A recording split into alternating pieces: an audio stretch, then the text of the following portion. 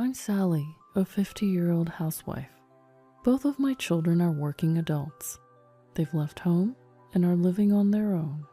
Now that they're independent, I've started working from home in addition to my housewife duties. My husband has been very supportive of me working from home. At first, I was only able to make around $200 a month, but gradually my income increased to $600, then $800. I'm grateful to the clients who give me work. My sister-in-law's family also lives in the same neighborhood. She's my husband's twin sister, so she's the same age as him. My husband and I are the same age as well, so inevitably, I'm also the same age as my sister-in-law. We became somewhat close from the beginning, but I've always disliked my sister-in-law, and even talking to her was bothersome. My husband also consistently expressed his dislike for his sister. I suppose she's always been arrogant. She's very conceited, loves to look down on people, the type of woman who loves to show off, and it's quite annoying. At her place, she has a bedridden son. For me, he's my nephew. Tommy is 24. He has suffered from a serious illness since he was little, and he can hardly move his body. Therefore, he's always lived in bed. One day, my sister-in-law texted me. It was a snide and condescending text. "I'm going to be in Hawaii starting today. I booked a luxury hotel and I'll be enjoying a whole week there. Well, I guess you can't go, right? Because my poor little brother doesn't make much money. Aren't you guys such a poor middle-aged couple? You're probably on the verge of divorce." Huh? "I'm going to be in a swimsuit attracting everyone's attention on the beach. You, with your matronly figure, can't even wear a swimsuit, right? Your belly must be saggy after having 2 kids. But I only have Tommy, so I'm still slim and firm. Nobody would guess I'm 50. Not like you, a fat old woman." How rude could she be? It's true that I have 2 children. They were born close together, so my body didn't snap back right away. Even now, I can't say I have a toned, beautiful belly. I have a matronly figure, but so does my sister-in-law. My sister-in-law seems to have a lot of confidence in herself, but to me, she's the same level. If she was a very beautiful and well-shaped person, I might be able to tolerate her comments. But why do I have to hear this from my sister-in-law? Moreover, I wondered what she was going to do with Tommy. So what's going to happen with Tommy?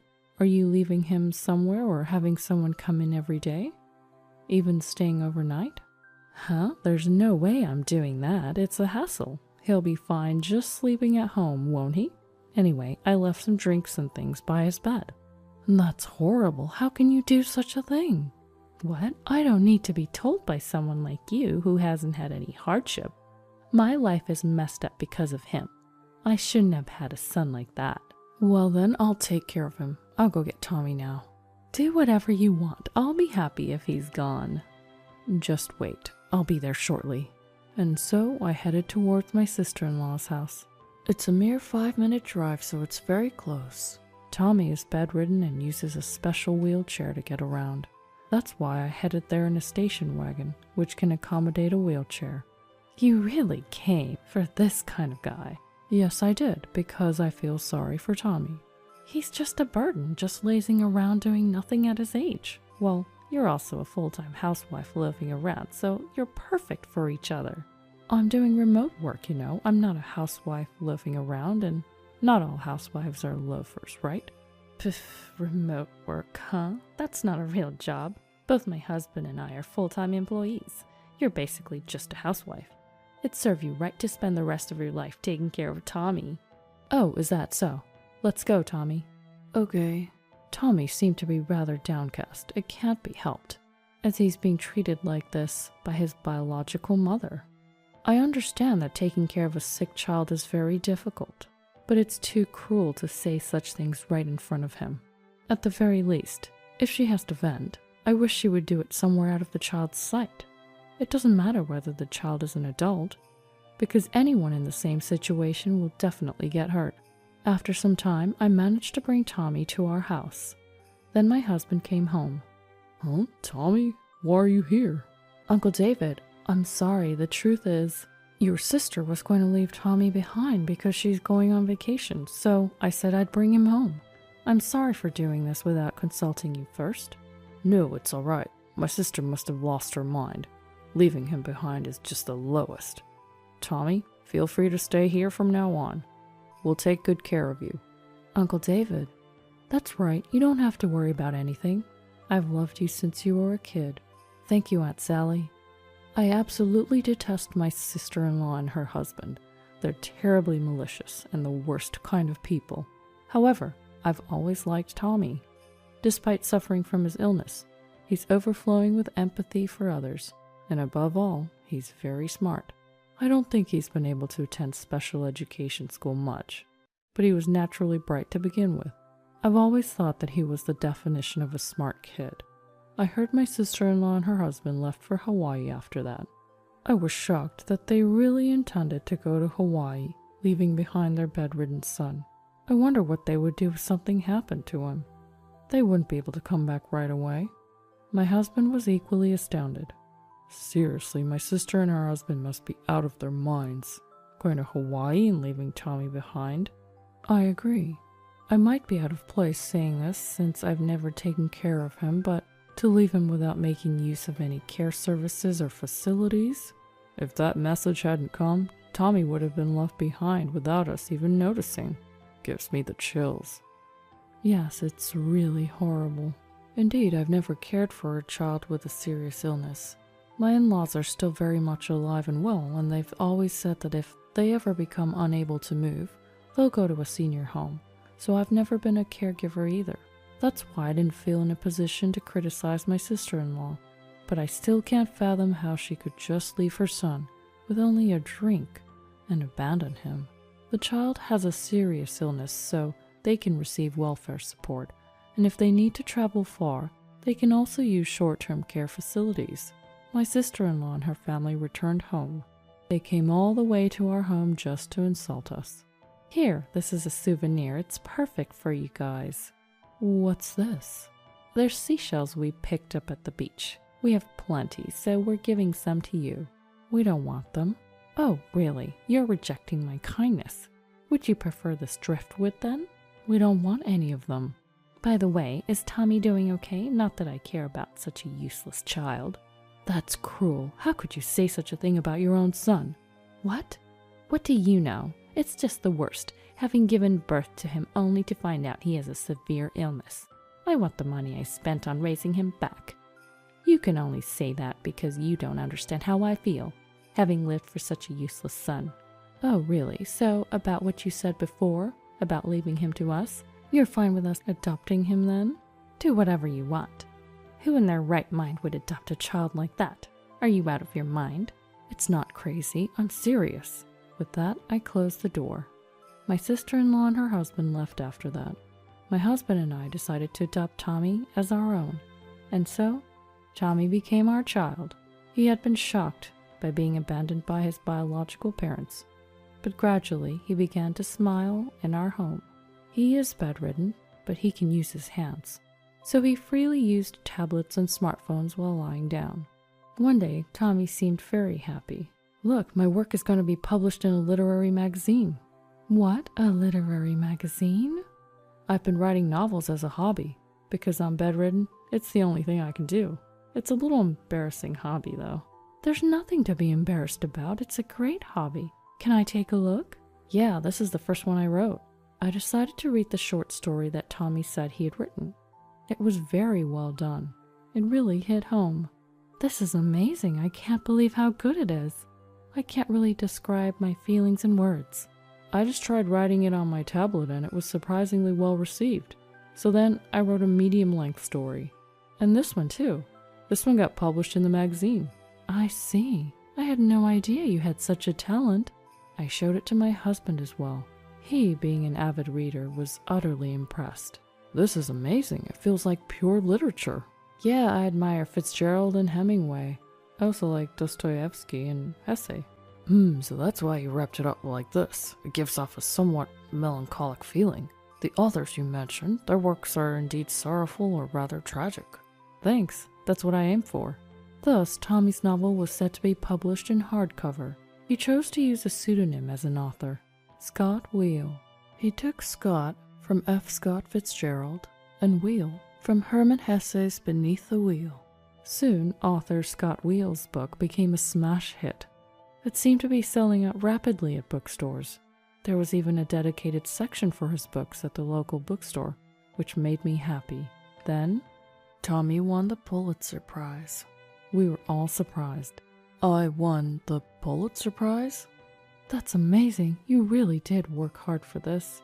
Oh, Tommy's wonderful talent has been recognized by the world. There's nothing more joyful.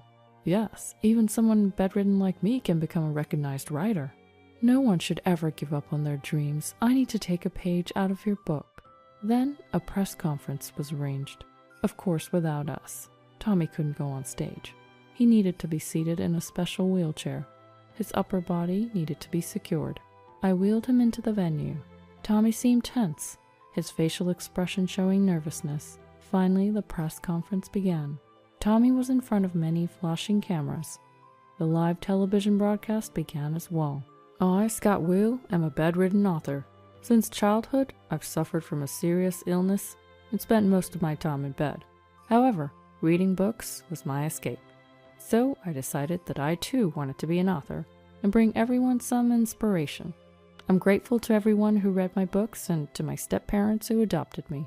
After Tommy's speech, the journalists started asking questions. Some were rather insensitive. They probed about why he was adopted. To this, Tommy responded, "My real mother was very troubled due to my illness. She probably grew to dislike me. I can't blame her for it." Then voices rose from everywhere. What a terrible parent. That's really low. However, Tommy did not seem to want any pity. Everyone has their circumstances, so I'd ask you to not judge them here. Please, I beg you. When everything ended, my husband and I helped Tommy get into the car. Our car was modified so that Tommy's wheelchair could easily get in. Upon returning home, my sister-in-law and her husband were waiting for us. "Tommy, you won the Pulitzer Prize? I'm so happy. Come live with us again." My sister-in-law suddenly changed her attitude. She probably thought that Tommy was going to make a lot of money. "No, I'll keep living here. I'm not going back to that house." "But I'm your real mother." "My only parents are Sally and David." "Then give us the prize money." "No, this money's for my mom and dad, not you. It's for Sally." "What? I'm the one who raised you all these years. Give it to me." "No way." Despite her not being short on money, my sister-in-law has a keen nose for it. She's the type to latch onto anything that could quickly turn into cash. That's why she insisted on having the $15,000 from the Pulitzer Prize. But Tommy wasn't giving up either. "I no longer think of you as parents. Even when I was young, you insulted me. I didn't speak ill of you at the press conference, but you often said things like you wish you hadn't given birth to me. You even said you wanted to abandon such a worthless son, didn't you? Do you have any idea how much that hurt? I'm the one who's at a loss for having given birth to someone like you. You should be the one apologizing. I did nothing wrong. How dare you forget the favor of raising you?" Her husband also kept demanding for the money. It made me wonder how greedy they could be. It's shameful. Really vulgar. They flated their status as full-time employees and how they weren't short on money, yet they seemed foolish. So I decided to counterattack. "You love money so much you're selling all kinds of stuff on those online marketplaces, aren't you? You're that desperate to make a profit?" "What?" "Look, you're selling a bunch of seashells, right? And it seems like you're also selling coral. You think that's okay?" "Huh? Everyone buys seashells to decorate their homes." "No, that's not okay. Maybe taking a few seashells as a souvenir from a beach in Hawaii is okay, but certainly not coral. Even if you say it's not okay, they're beautiful and they're not alive, so what's the problem?" "It's not about that. Both seashells and coral are important in forming the beach. Even if the coral is dead, it's not okay to take them home. It's even written on Hawaii's official website. Maybe check out the fishing regulations of Hawaii. It'll show you it's not okay. And seems you might even have to pay a fine if it's deemed malicious." "What? No way, I absolutely refuse." "Well, since you're selling them on the online marketplaces, it's definitely malicious. So I'm going to report you. We're going inside the house now. Bye." "No, don't." I totally will. You'll definitely get caught. I can't wait. And with that, we swiftly went inside our house. Immediately after, we contacted the police. Anyone might pick up a few seashells, but I saw it on the online marketplace. My sister-in-law was selling a huge amount of seashells and coral, and it was a ridiculously large amount. I thought she was a poacher or something. She might have thought it was okay to take coral as long as it wasn't alive, but ignorance can be scary. Of course, I also reported her on the online marketplace. Well, I realized this situation just yesterday, so I think it served as a perfect payback. Ever since then, my sister-in-law got involved with the police and ended up paying fines. I hope she realizes the gravity of her actions. She has done something so serious that she should reflect on her actions. Since then, my sister-in-law has stopped coming to our house. I wonder if she's scared that I might do something again.